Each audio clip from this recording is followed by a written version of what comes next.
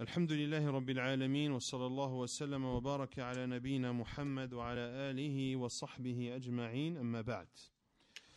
On continue la lecture et la traduction du livre Qasasul Anbiya du Cheikh Abdurrahman ibn Nasr al-Sa'di rahimahullah. Toujours dans l'histoire du sceau et des derniers des prophètes, Muhammad sallallahu alayhi wa ala alihi wa sallam.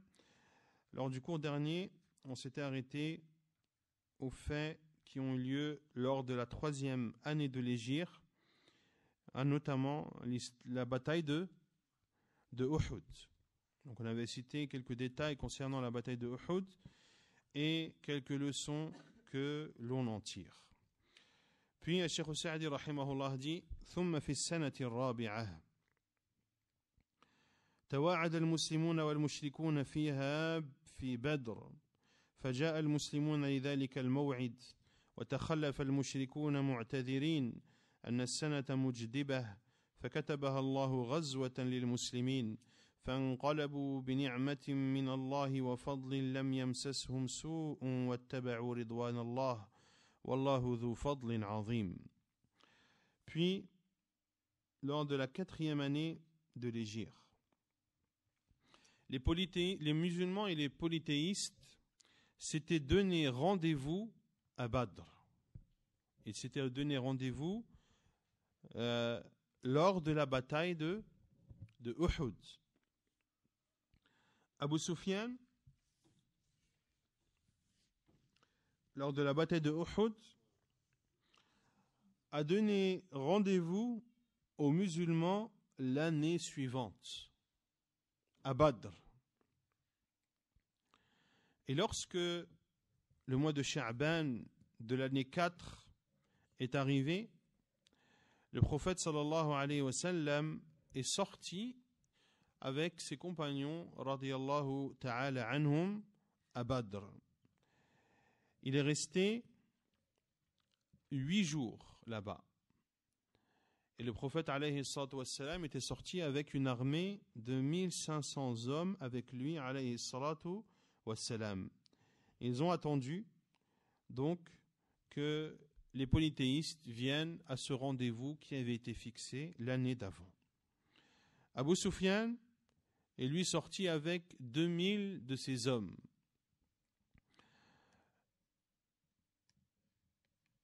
Lorsqu'il est sorti de la Mecque en direction de Médine, il était pris de peur.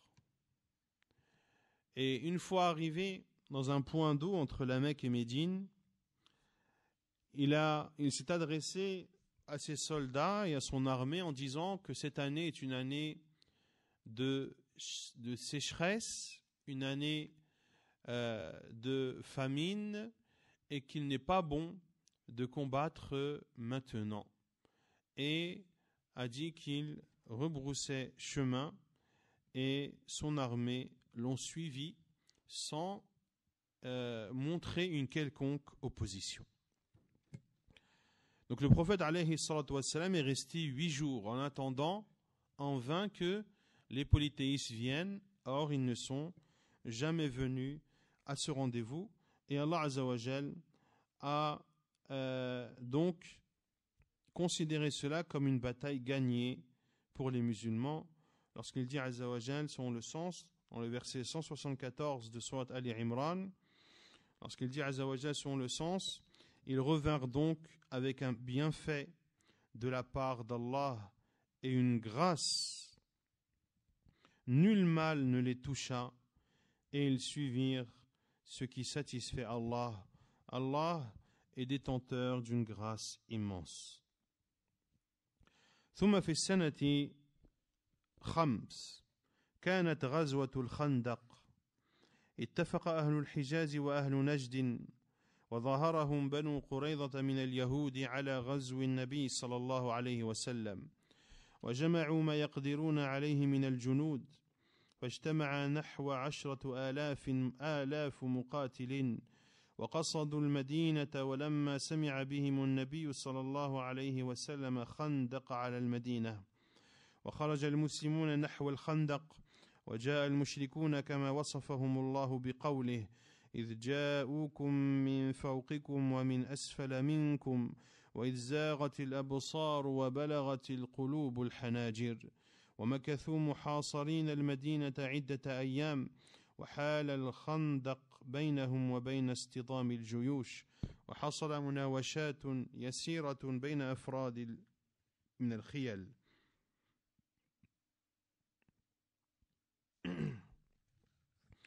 وحصل مناوشات يسيرة بين أفراد من الخيل وسبب الله عدة أسباب لانخذال المشركين ثم انشمروا إلى ديارهم فلما رجعوا خائبين لم ينالوا ما كانوا جازمين على حصوله تفرغ النبي صلى الله عليه وسلم لبني قريظة الذين ظاهروا المشركين بقولهم وتشجيعهم على قصد المدينة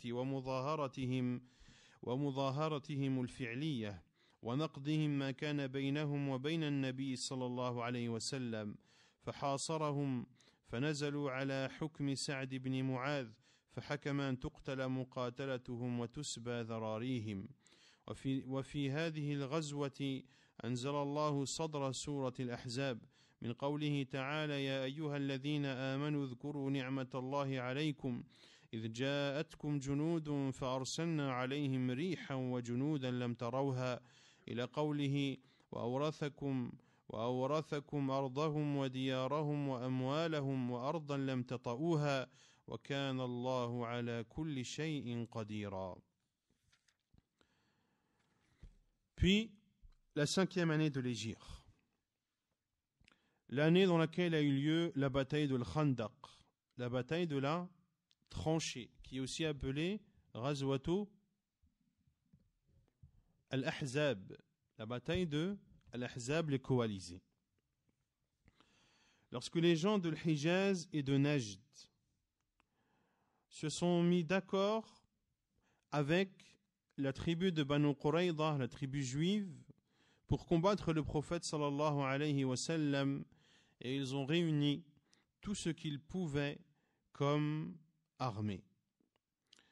Ils se sont réunis à plus de 10 000 soldats se dirigeant vers Médine, en direction de Médine.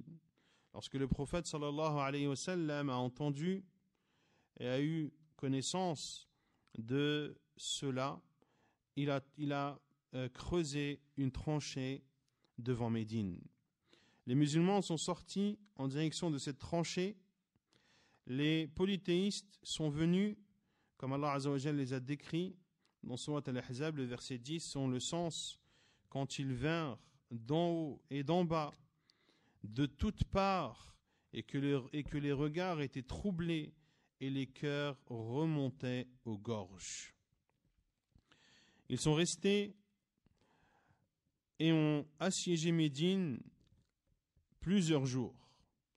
Il y avait entre eux, c'est-à-dire entre les polythéistes et les musulmans, cette tranchée. Quelques échanges, brefs, ont eu lieu entre certains cavaliers, entre les cavaliers des musulmans et des polythéistes. Puis Allah Azza wa Jalla a fait en sorte qu'il y ait certaines causes qui fassent en sorte que les polythéistes rebroussent chemin et qu'ils retournent démunis et n'ayant pas atteint leur but. Le prophète sallallahu alayhi wa sallam s'est ensuite occupé de Banu Qurayza qui avaient soutenu les polythéistes par leurs paroles et les avaient motivés, donc les juifs de Banu Qurayza avaient motivé les polythéistes de la Mecque et les autres tribus à se rendre à Médine et à combattre les musulmans.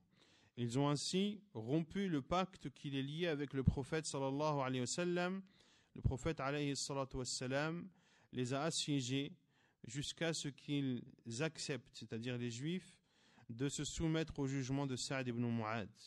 Et Sa'd ibn Mu'ad a jugé que leurs hommes soient tués et que leurs enfants soient faits prisonniers. Et dans cette bataille, Allah Azza wa Jal a révélé un certain nombre de versets de Surat Al-Ahzab, des versets 9 à 27 que l'on va lire, Inch'Allah Ta'ala, afin de prendre connaissance des détails de cette bataille, comme nous le cite Allah subhanahu wa ta'ala, dans les versets 9 à 27 de Surat Al-Ahzab. والله سبحانه وتعالى dit: يا أيها الذين آمنوا اذكروا نعمة الله عليكم إذ جاءتكم جنود فأرسلنا عليهم ريحا وجنودا لم تروها وكان الله بما تعملون بصيرا إذ جاءوكم من فوقكم ومن أسفل منكم وإذ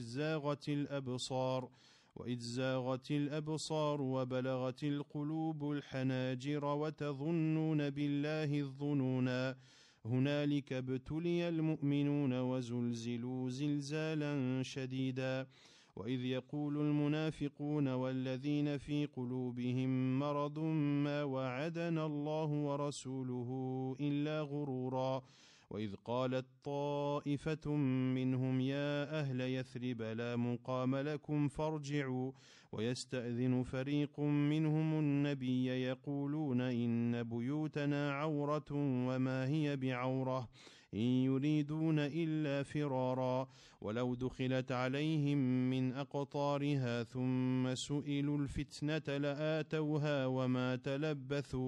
وما تلبثوا بها إلا يسيرا ولقد كانوا عاهدوا الله من قبل لا يولون الأدبار وكان عهد الله مسؤولا قل لن ينفعكم الفرار إن فررتم من الموت أو القتل وإذا لا تمتعون إلا قليلا قل من ذا الذي يعصمكم من الله إن أراد بكم سوءا أو أراد بكم رحمة ولا يجدون لهم من دون الله وليا ولا نصيرا قد يعلم الله المعوقين منكم والقائلين لإخوانهم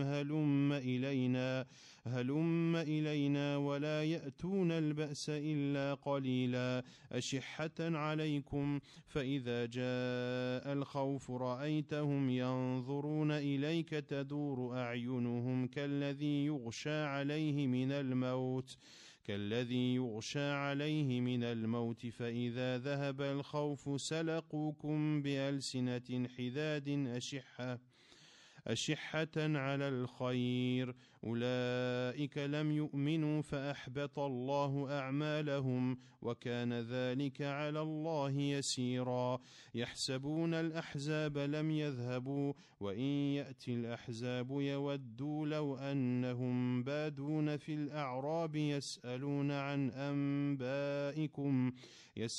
عن أنبائكم ولو كانوا فيكم ما قاتلوا إلا قليلا لقد كان لكم في رسول الله أسوة حسنة لمن كان يرجو الله واليوم الآخر وذكر الله كثيرا ولما رأى المؤمنون الأحزاب قالوا هذا ما وعدنا الله ورسوله وصدق الله ورسوله وما زادهم إلا إيمانا وتسليما من المؤمنين رجال صدقوا ما عاهدوا الله عليه فمنهم من قضى نحبه ومنهم من ينتظر وما بدلوا تبديلا ليجزي الله الصادقين بصدقهم ويعذب المنافقين إن شاء أو يتوب عليهم إن الله كان غفورا رحيما ورد الله الذين كفروا بغيظهم لم ينالوا خيرا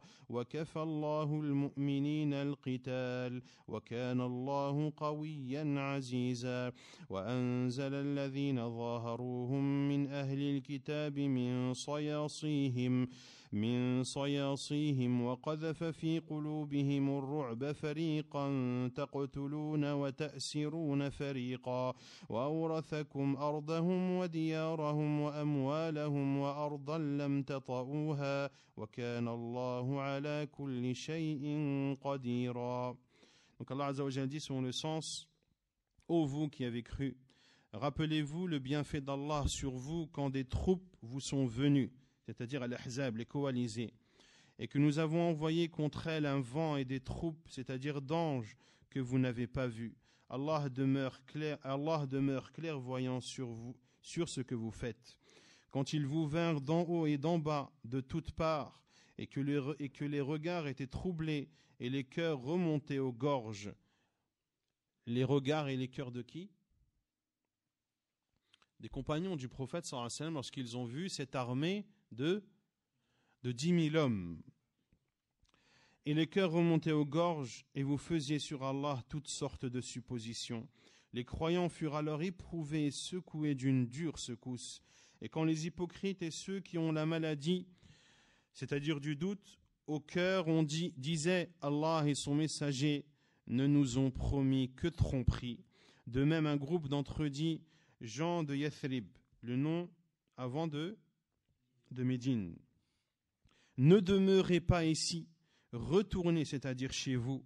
Un groupe d'entre eux demanda au prophète la permission de partir en disant nos demeures sont sans protection, alors qu'elles ne l'étaient pas.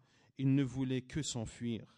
Et si une percée avait été faite sur eux par les flancs de la ville et qu'ensuite on leur avait demandé la fitna, c'est-à-dire ici l'apostasie, ils auraient accepté certes et n'auraient guère tardé, tandis qu'auparavant ils avaient pris l'engagement envers Allah qu'ils ne tourneraient pas le dos, et il sera demandé compte de tout engagement vis-à-vis d'Allah.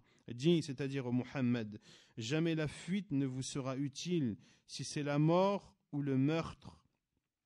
Si c'est la mort, c'est-à-dire sans combat, ou le meurtre dans le combat que vous fuyez, dans ce cas, vous ne jouirez de la vie que peu de temps. Dis, quel est celui qui peut vous protéger d'Allah, s'il vous veut du mal ou s'il veut vous accorder une miséricorde, et ils ne trouveront pour eux-mêmes, en dehors d'Allah, ni protecteur ni secoureur.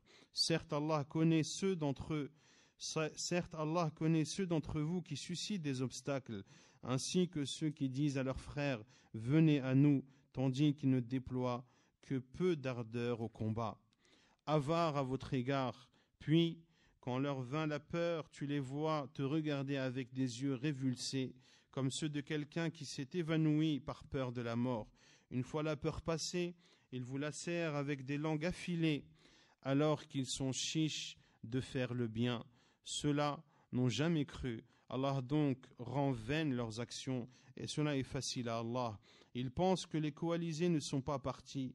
Or, si les coalisés revenaient, ces gens-là souhaiteraient être des nomades parmi les Bédouins et se contenteraient de demander de vos nouvelles. S'ils étaient parmi vous, ils n'auraient combattu que très peu.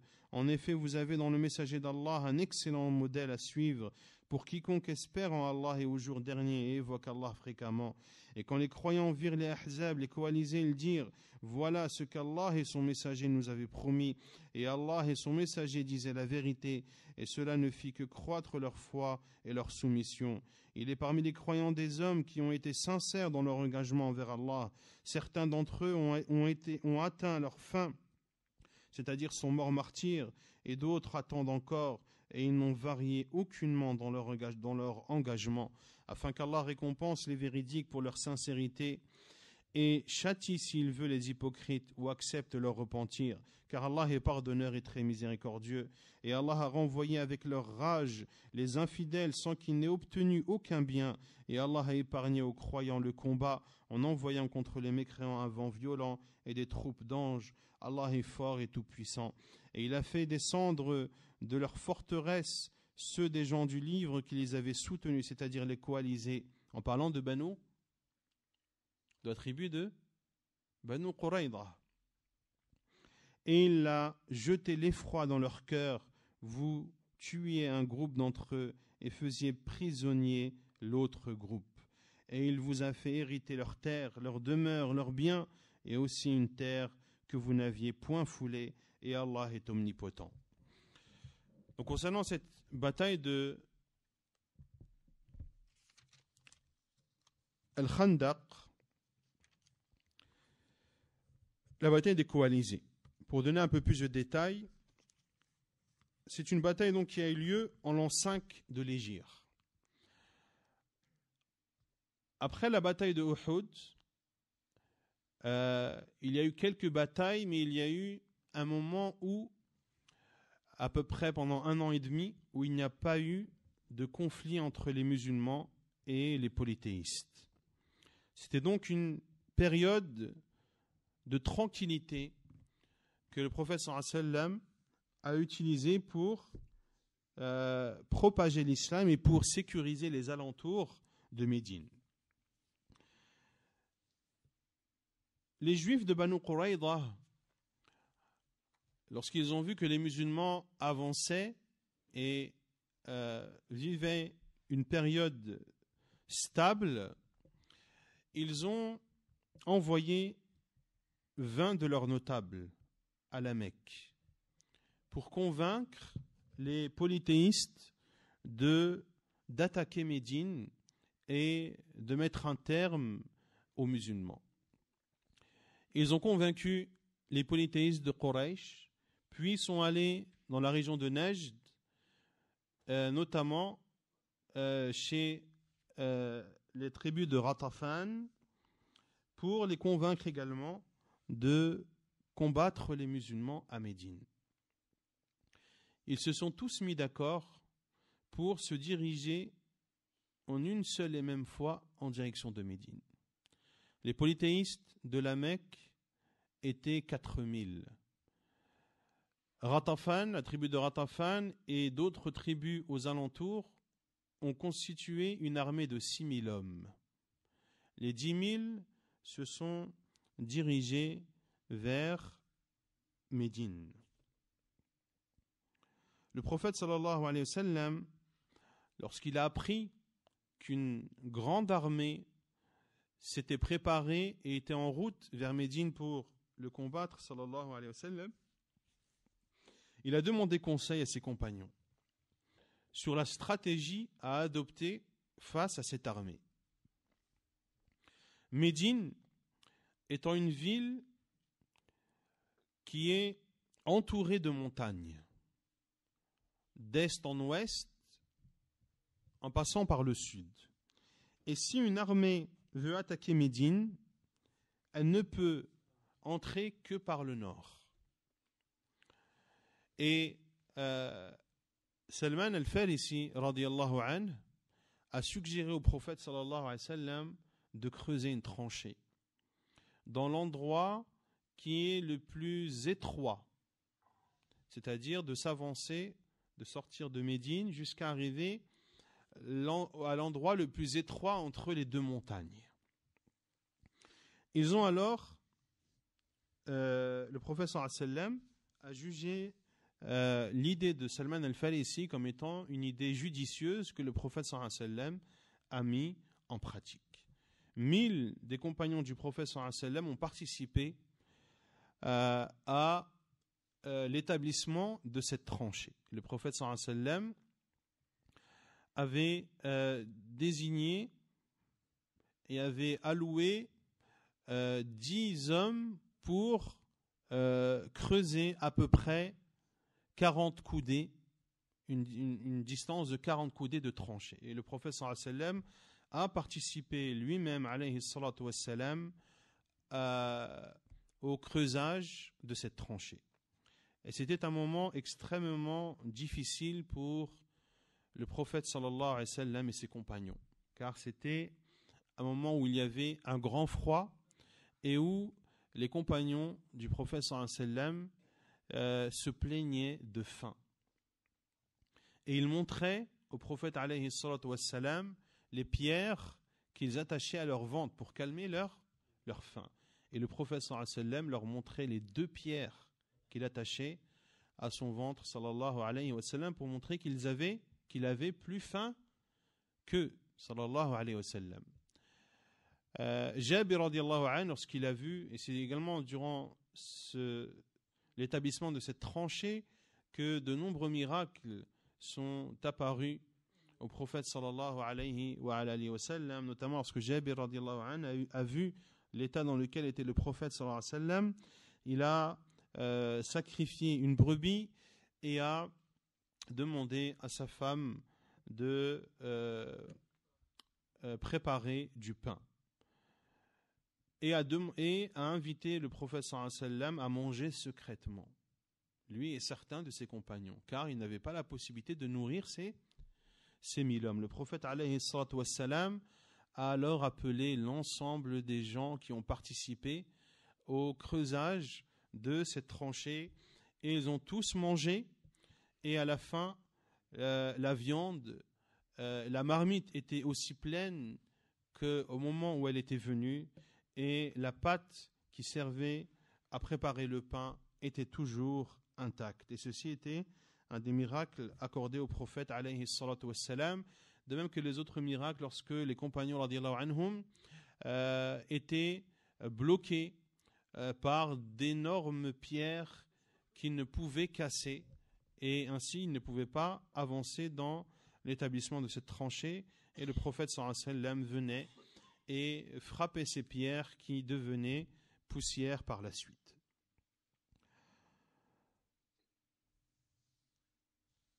Donc les polythéistes de la Mecque, lorsqu'ils sont arrivés, ainsi que la tribu de Ratafan, lorsqu'ils sont arrivés à Médine, ils ont été surpris par cette tranchée.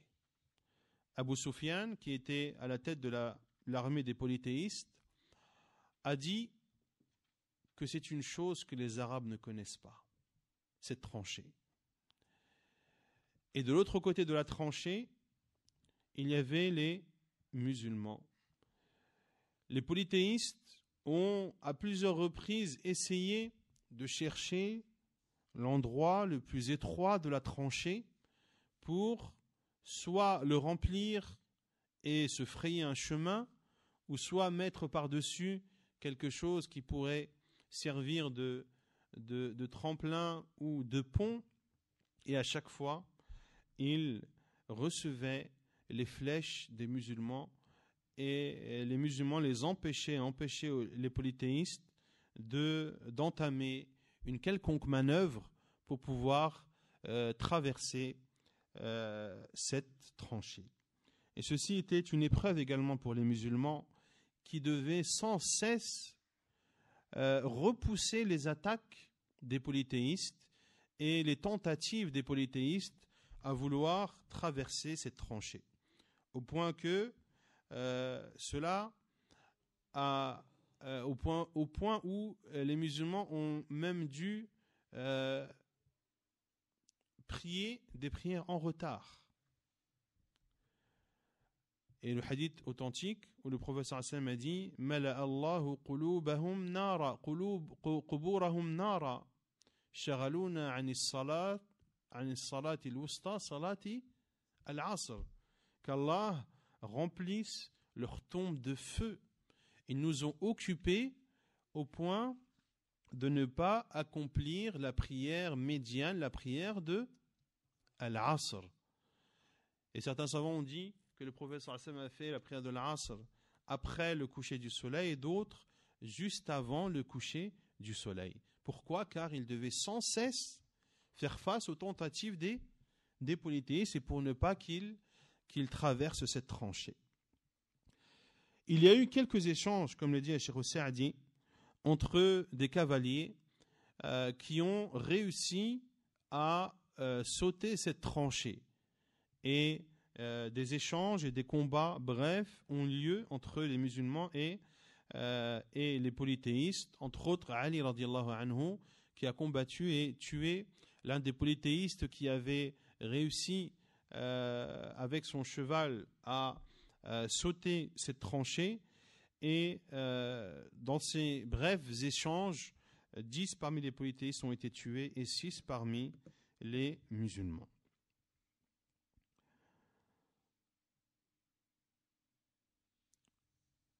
Ceci a duré presque un mois. Les polythéistes ont assiégé Médine pendant près de un mois. La bataille de Khandaq a commencé le 5 au début de Shawwal de la 5e année, et s'est terminée au début du mois de Dhul Qa'dah. Puis Allah Azza wa Jal a fait en sorte qu'il y ait des causes. Donc Cheikh Saadi dit, Allah a fait en sorte qu'il y ait des causes qui ont fait en sorte que les polythéistes retroussent chemin. Parmi ces causes, Na'im ibn Mas'ud al-Ashja'i, qui faisait partie de Ghatafan, donc de cette tribu de Najd qui faisait partie des coalisés qui ont combattu le prophète sallallahu alayhi wa sallam. Il est venu voir le prophète sallallahu alayhi wa sallam en lui disant: ô envoyé d'Allah, je me suis converti à l'islam, mais mon peuple ne connaît pas ma conversion. Y a-t-il quelque chose que je puisse faire? Le prophète sallallahu alayhi wa sallam lui a dit: tu es un seul homme. Tu ne peux rien faire contre une telle armée. Mais si tu as la possibilité de ruser, alors ruse, car la guerre, c'est la ruse. Et Na'im ibn Mas'ud al-Ashja'i, radiyallahu anhu, est parti chez la tribu de Banu Quraïda. Et leur a dit: vous habitez ici. Les polythéistes de la Mecque ainsi que Ghatafan et les gens de Najd habitent loin d'ici. Entre guillemets, ils n'ont rien à perdre. S'ils arrivent à avoir le dessus sur les musulmans, alors ils saisiront l'occasion. Par contre, s'ils voient qu'ils n'ont rien à gagner, alors ils rebrousseront chemin et retourneront chez eux. Et vous, qui habitez à côté de Médine, vous subirez les conséquences de cela. Ils vous abandonneront et le prophète sallallahu alayhi wa sallam s'attaquera à vous et il n'y aura plus personne pour vous défendre. Donc, Na'im ibn Mas'ud leur a suggéré en disant: ne combattez pas les musulmans que après avoir reçu des garanties des polythéistes de Quraysh et de Ghatafan. S'ils ne vous donnent pas des garanties, s'ils ne vous donnent pas des biens en guise de garantie, en guise de gage, ne combattez pas avec eux. Puis, il est parti voir les polythéistes de la Mecque et leur a dit que Banu Quraïda sont en train de regretter le pacte qu'ils ont rompu. Pourquoi est-ce qu'ils ont rompu le pacte? Car le professeur Hassam a creusé la tranchée. Dans quelle direction de Médine? Au nord. Donc tous les musulmans étaient au nord. Et le professeur Hassam a placé les femmes et les enfants au sud, dans des endroits protégés.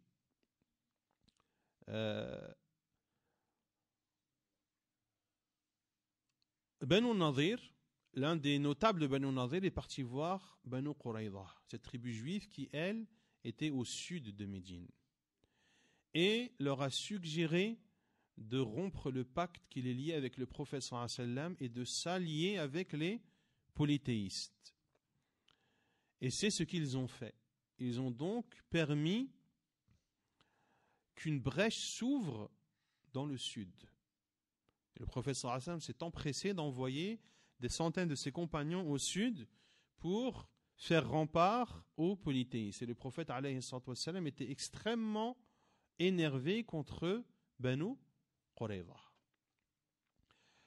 Donc Na'im ibn Mas'ud al-Ashja'i est donc parti voir les polythéistes et leur a dit que Banu Quraïda commence à regretter le fait qu'ils aient rompu le pacte avec le prophète Muhammad sallallahu alayhi wa sallam.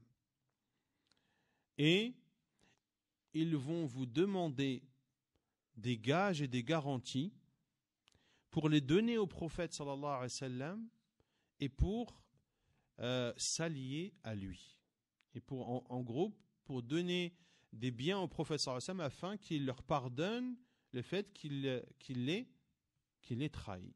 S'ils vous demandent des gages, ne leur donnez pas.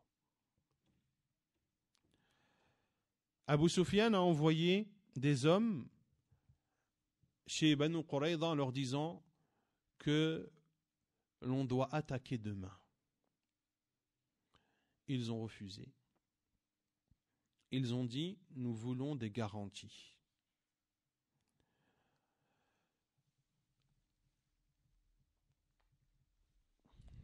Lorsqu'ils ont dit cela, ils ont dit, Naïm nous a dit la vérité.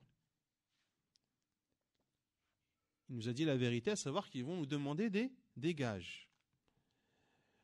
Ils ont dit, non, nous ne vous donnerons aucune garantie et aucun gage. Et Banu Quraïda ont dit, Naïm nous a dit vrai. On leur demande des gages et des garanties, ils ne veulent pas nous les donner. Donc, dès qu'ils auront l'occasion de partir et de retourner chez eux, ils n'hésiteront pas à le faire. Et à ce moment-là, les coalisés ont commencé à se diviser et à être en désaccord. Ceci est l'une des causes par lesquelles Allah Azza wa Jal a fait revenir les polythéistes. Et l'autre cause est qu'Allah Azza wa Jal leur a envoyé un vent violent, un vent extrêmement froid, ainsi que des anges qui ont mis la peur dans le cœur des polythéistes. Et ce vent a emporté leurs tentes, a retourné leurs gamelles, et ce froid violent, eh bien les polythéistes ainsi que les tribus de Ratafan n'ont pu supporter cela et ont dû partir.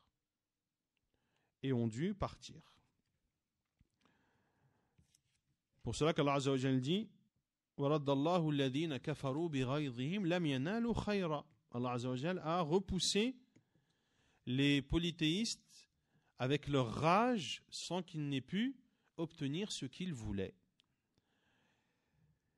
Et ceci, la bataille de Al-Khandaq, était l'une des attaques les plus violentes des polythéistes à l'égard des musulmans. Une armée de 10 000 hommes qui voulait mettre un terme à l'islam et aux musulmans. Mettre un terme à l'islam et aux musulmans. C'était donc une épreuve extrêmement difficile pour le prophète sallallahu alayhi wa sallam et pour ses compagnons, car ils ont été assiégés pendant 1 mois. Et pendant 1 mois, ils devaient sans cesse repousser les tentatives des polythéistes. Lorsqu'Allah Azza wa Jalla a repoussé les polythéistes, le prophète sallallahu alayhi wa sallam s'est alors dirigé vers Banu Quraïda, qui ont trahi le pacte qui les liait et qui ont porté atteinte au prophète sallallahu alayhi wa sallam dans un moment qui était extrêmement difficile et extrêmement grave. Pour cela que le prophète sallallahu alayhi wa sallam, dans le hadith, a dit à ses compagnons que l'un d'entre vous ne prie à l'Asr que à Banu Quraïda. Vous connaissez ce hadith? Qu'un d'entre vous ne prie à l'Asr qu'à Banu Quraïda. Certains sont arrivés à Banu Quraïda après la prière de l'Asr, et d'autres ont prié la prière de l'Asr pendant le voyage. Pour cela, et le prophète a dit cela pour montrer que dès que les polythéistes sont partis, le prophète a voulu tout de suite réprimander la tribu de Banu Quraïda, qui ont envoyé, entre autres, des émissaires, comme je l'ai dit, à la Mecque pour convaincre les polythéistes et Ratafan de combattre le prophète sallallahu alayhi wa sallam, et également lorsqu'ils ont permis aux polythéistes de pénétrer par le sud.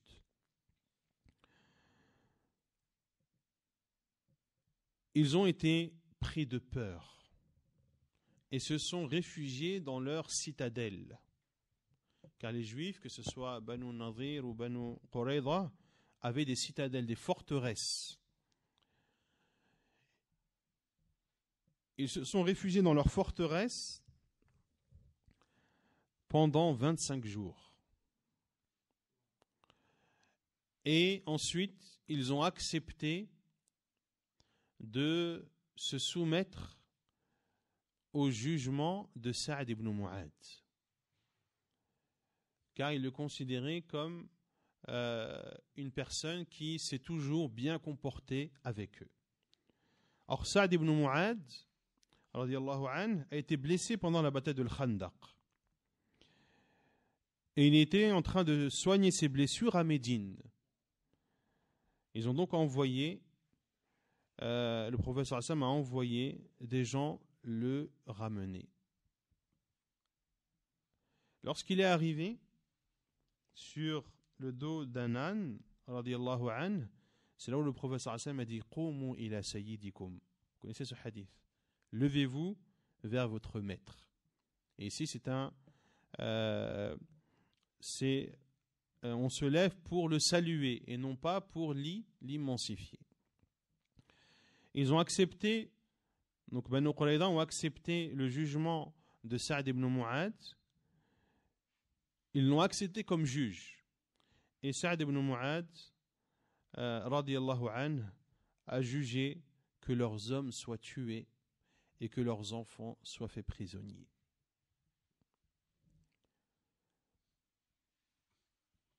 Ils étaient à peu près 400 à 600 qui ont été tués par les musulmans et leurs enfants ont été faits prisonniers.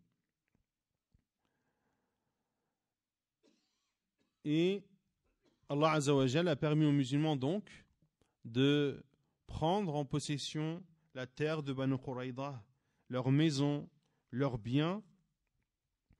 Et Allah Azza wa Jal, wa kana Allahu ala kulli shay'in qadira, Allah est capable de toutes choses.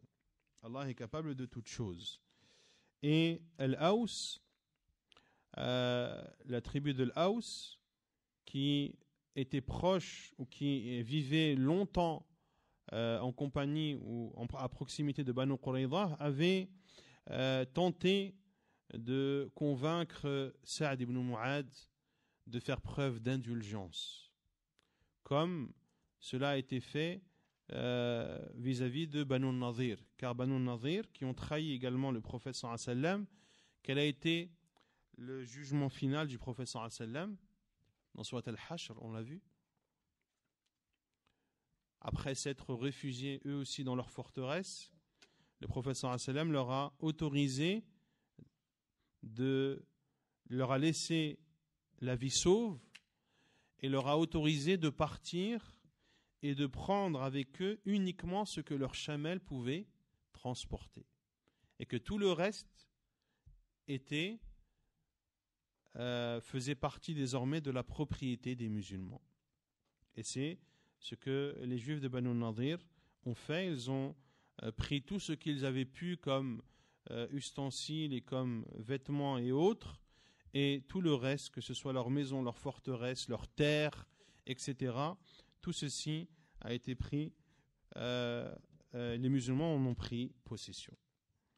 ونكتفي بهذا القدر وسبحانك اللهم وبحمدك أشهد أن لا إله إلا أنت أستغفرك وأتوب إليك.